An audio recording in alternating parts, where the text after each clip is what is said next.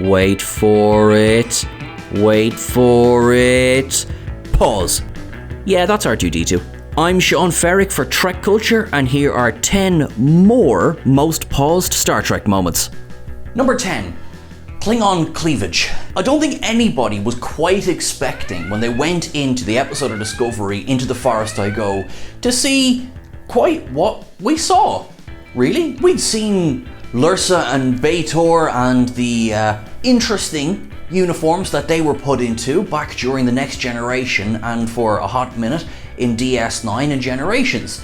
But I don't think anybody was ready to see L'Rell completely out of uniform and astride Tyler. Mostly because in Star Trek we're just not used to frontal nudity, quite frankly. I'm not saying it wasn't pleasant, but it was unexpected. 9. Star Trek and Doctor Who are one happy family. In the season 1 finale for Star Trek The Next Generation, The Neutral Zone, we have 3 20th century humans wake up after cryostasis for, well, I suppose, the guts of 300 years.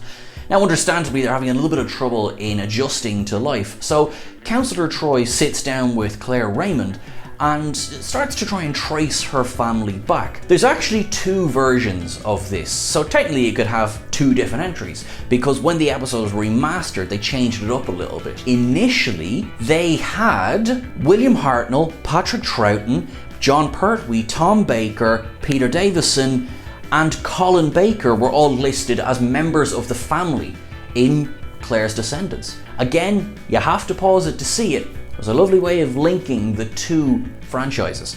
8. Depauls Bomb. I mean, it is what it is, guys. But in the season 3 episode of Enterprise, Harbinger, T'Pol and Tucker have had this kind of simmering relationship boiling for the whole season. They have been engaging in Vulcan neuropressure sessions, which is effectively massaging each other. In this episode, it goes a little bit further. Effectively, T'Pol sees Tucker getting on very well with one of the Mako recruits, and so she sleeps with him. And then afterwards, quite coldly says, "Thanks for that." Poor Tucker is left a little bit all over the place, really. But I mean, 7. Picard Speedos. Captain's Holiday is one of the most fun episodes of The Next Generation because it's Patrick Stewart acting almost completely out of character. I mean, Captain Picard had been this stalwart, steadfast captain of the ship. Suddenly here he was lounging back in his Speedos. I would be lucky to look that good in a pair of Speedos. This whole episode was just about having a bit of crack and about loosening up. It also introduced Vash into the franchise. She was a lot of fun in The Next Generation.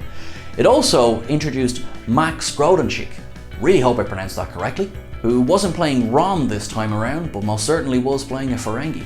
It's a very low stakes episode. It's a very fun episode, and I mean, if anyone is up for a bit of Jamaharan, just pass it my way. 6. Starship Graveyard. A slight change of mood here. In Unification, the Enterprise is investigating the disappearance of some Vulcan ships.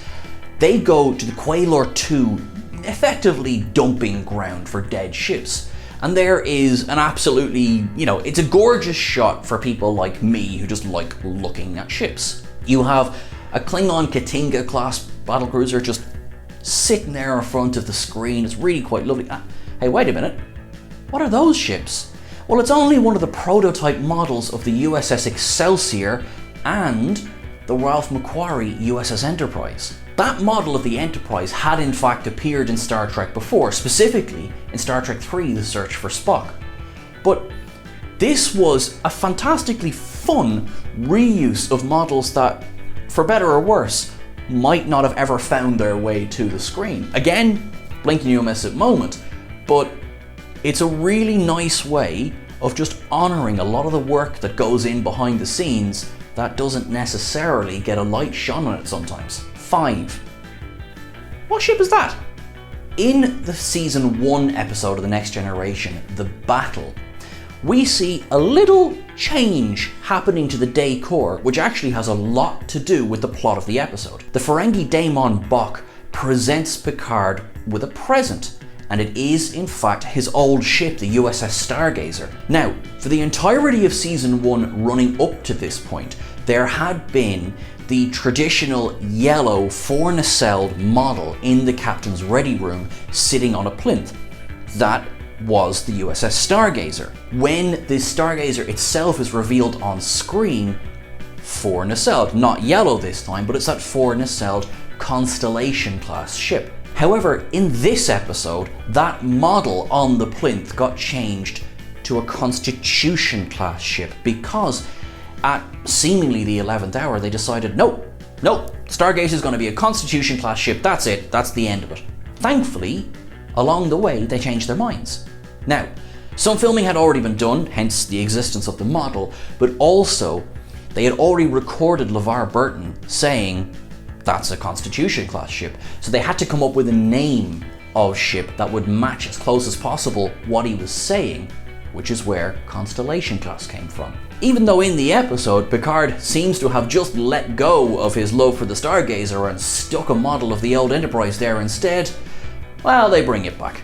Now that's just lovely. 4. 7 of 9 is having none of Q's nonsense. In the episode Q2, we finally see a little bit of a follow-on from Q and the female Q's baby. Obviously, as we know, Q had tried to father a child with Janeway. Janeway was not massively interested. So, himself and the female Q, played by Susie Plaxton, conceived a child was born, everybody's happy. A couple of years later, Keegan Delancey, John Delancey's son, appears as this adolescent Q. What would you do if you were a young man with no moral compass and godlike powers? He appears in the cargo bay and with a click of his fingers, 7 of 9 is totally derobed. And it's done brilliantly because she turns around and it's just, okay, I'm naked now. So, I love the way this entire scene is handled because the way they set up the character of little Q, yes, that's absolutely something he would do. And the way they've set up the character of 7 of 9, it's not, I don't care if I'm wearing clothes or not, it doesn't affect how I'm doing my job. It was a brilliant move and a very paused moment. 3. JeanLuc Picard does not do his own stunts. In The High Ground, which is an episode we have covered to death on this channel, there is one little moment that doesn't tend to get a lot of appreciation, and that is for the wonderful stunt double who stood in for Patrick Stewart that week. He looks nothing like the man. One of the great things about being a stunt double on any show is that a lot of the time you turn up, you do your work, you don't kind of have to worry about some of the things that, the lead actors go through. Because, you don't have to do close-ups, for example. This bloke, he fills the screen, and it's one of those things that the remaster of The Next Generation brought more attention to than it really should have. Now look, this is far from the only time that a poor stunt double ever stood in for a captain, any time with Kirk. 2. Trips untook?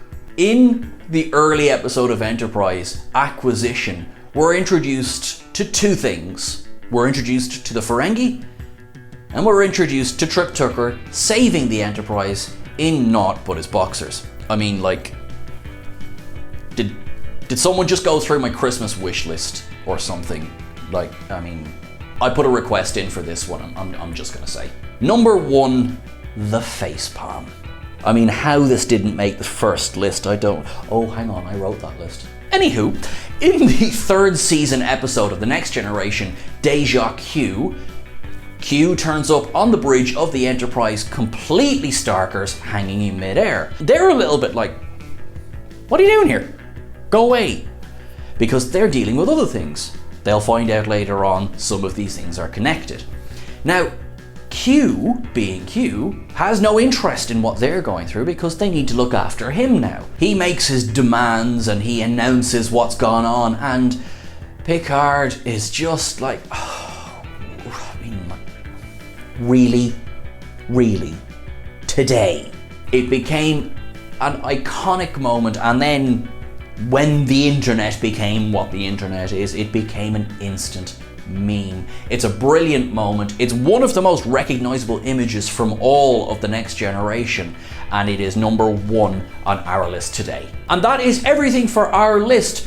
There are so many pause moments in Star Trek, there's probably going to be a list number 3. And if you go back and look at the first list and watch this one and still think we've missed anything, please drop it into the comments below. Please don't forget to like, share and subscribe. Remember that you can catch us over on Twitter at Trek Culture. You can catch myself at Sean Ferrick as well. Look after yourselves. Remember, hit pause. You never know what you might see. Live long and prosper, guys.